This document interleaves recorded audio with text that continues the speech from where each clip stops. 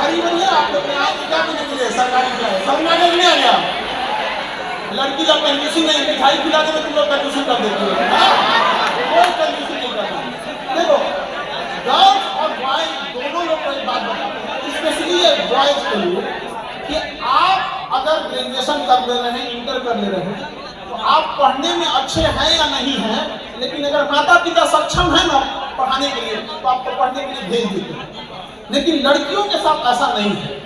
अगर वो पढ़ने में बहुत अच्छी है, ठीक ठाक है, तो ही माँ बाप जल्दी हिम्मत करते हैं। इसलिए आप देखिएगा आजकल टॉप 10 में देखिएगा तो 5 साल की लड़कियां चल रही है, क्योंकि जो बच्चा आ रहा है उसमें बॉयज में पढ़ने वाला भी है, एवरेज भी है, और ऐसा खींचने के लिए टाइम खींच के चला है। गर्ल्स में अभी के टाइम पे क्या है कि उतना नहीं है। मतलब अगर ठीक ठाक है, पहले पापा को कन्विंस करो कि नहीं 1 साल के लिए भेज दीजिए पढ़ने के लिए, फिर भाई को कन्विंस करिए।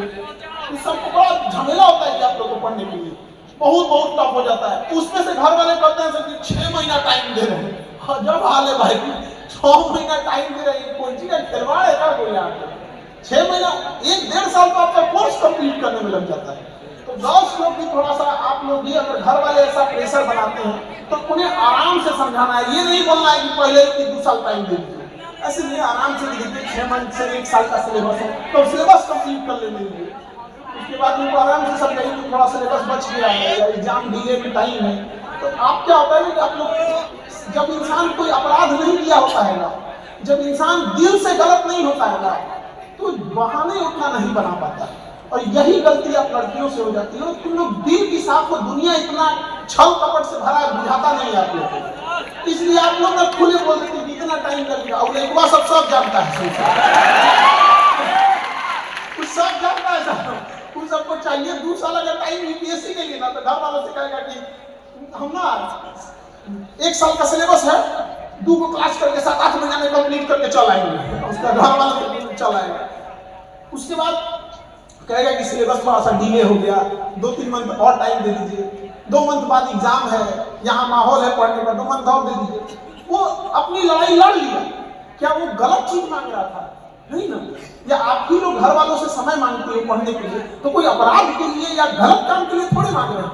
सोचिए हम किस देश में हैं, अभी वर्तमान हमारी स्थिति क्या है कि जिंदगी अच्छी हो सके, इसके लिए समाज छोड़ो, पहले परिवार से लड़ना पड़ता है कि टाइम दे दीजिए भैया, और हम इसको लौटा देंगे। आप ही लोग की इज्जत से लौटाएंगे। आप लोगों को कितना खुशी होगा जब आप लोग अधिकारी बन के जाइएगा, कोई डॉक्टर बन के जाएगा, कोई इंजीनियर बन के जाएगा, सब अपने अपने फील्ड में अच्छे से रहिएगा, तो कितनी खुशी होगी माँ बाप को। लेकिन क्या कीजिएगा, समाज एक ऐसा चीज है जो कुछ देता होता नहीं है आपको। आप बीमार पड़ जाएगा तो वो बुखार का दवाई लिया के नहीं देगा, लेकिन हर पल आपके पैरों में जंजीर बांध के रखेगा। लेकिन उस समाज को भी दिखाना है कि अगर आपको कोई चीज पसंद नहीं है, समाज अगर आपके साथ गलत कर रहा है, तो अभी आपको लड़ने की जरूरत नहीं है। If you don't like the rule, follow the rule, go on the top, change the rule.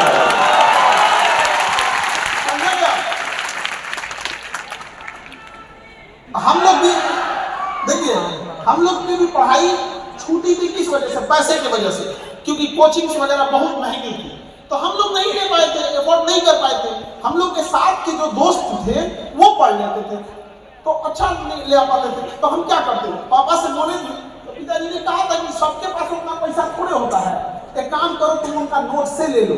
उस समय ऑनलाइन और यूट्यूब और ये सब चीजें भी नहीं होती थी, क्या ऑनलाइन कहाँ से क्लास कर सकता है। तो हम लोग समझाने की कोशिश किया गया, तो उन लोग के नोट्स वगैरह लेके आते थे। तो हम क्या लड़े थोड़ी थे, लेकिन जब हमको मौका मिला तो हमने ये डिसाइड कर दिया कि कोई भी विद्यार्थी चाहे जो भी पढ़ाई करना चाहता है, पैसा उसके लिए बाधा बनने वाली नहीं है।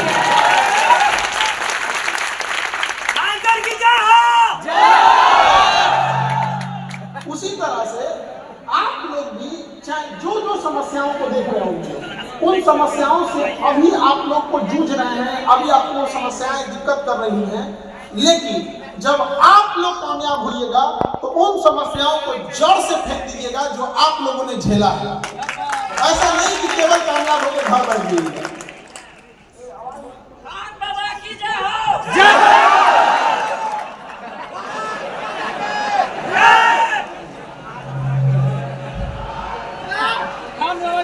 अभी आप देखिएगा, हम तो यहाँ पे मिलेंगे कभी कोई गवर्नमेंट के आदमी तुमसे बोलेंगे इधर नदिया किनारा बहुत जमीन पड़ा है, अरे उसमें बनवा दे लॉज वगैरह, एग्जाम ले लो, जो बच्चे पढ़ने में हैं उन्हें 1 साल का टाइम दे दीजिए कि उसमें रह सके।